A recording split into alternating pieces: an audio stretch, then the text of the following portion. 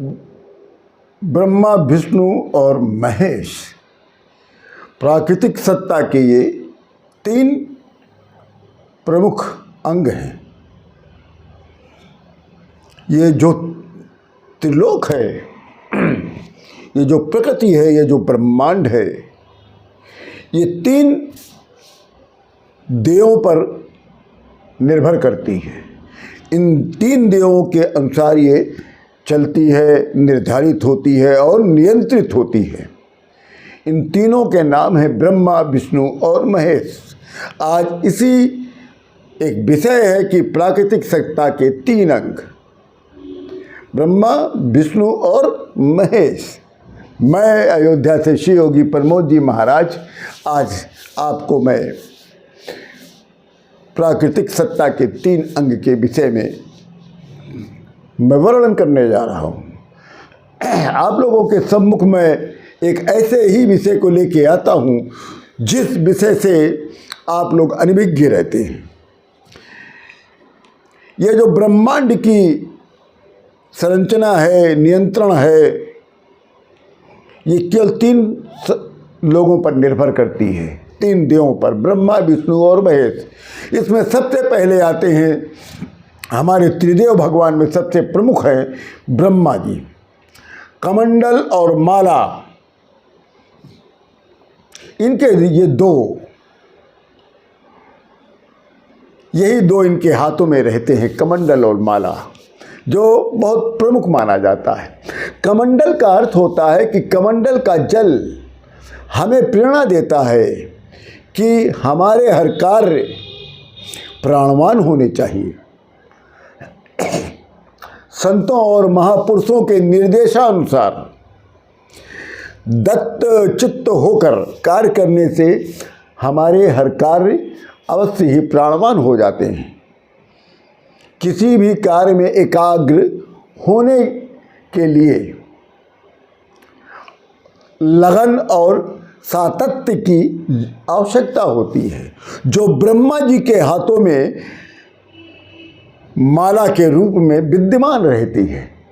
वही उसी माला से ये जो सृष्टि का कार्य है संपूर्ण चला करता रहता है। वो हमें जप, तप और भगवत भक्ति की प्रेरणा भी देता है।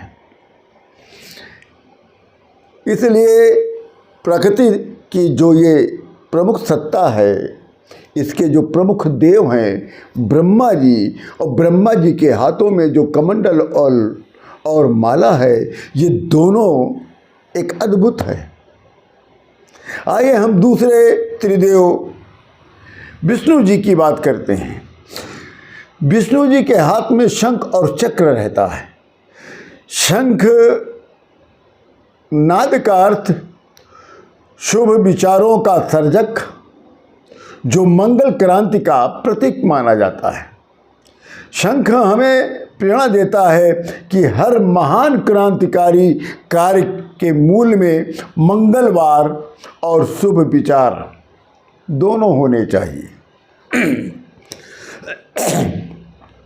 शंखनाद से मन के अधिष्ठाता चंद्रदेव प्रसन्न होते हैं, जिससे हमारे मन में एक विशेष आह्लाद, उत्साह, सात्विकता का संचार होने लगता है। शंखनाद कर्ता को शंख घोष कांतिमान एवं शक्तिमान बनाता है।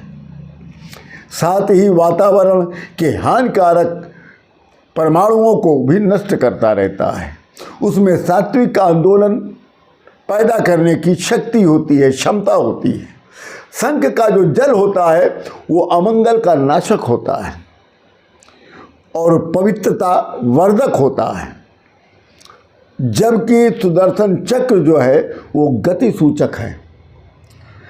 सुदर्शन चक्र हम सबको ये प्रेरणा देता है कि हे मानव, यदि तू उन्नति चाहता है तो सतपथ पर तत्परता पूर्वक आगे बढ़ो। भूतकाल को भूलकर नकारात्मकता और पलायनवादिता के हीन विचारों को छोड़कर उसको भेद कर आप आगे बढ़ते चले जाइए।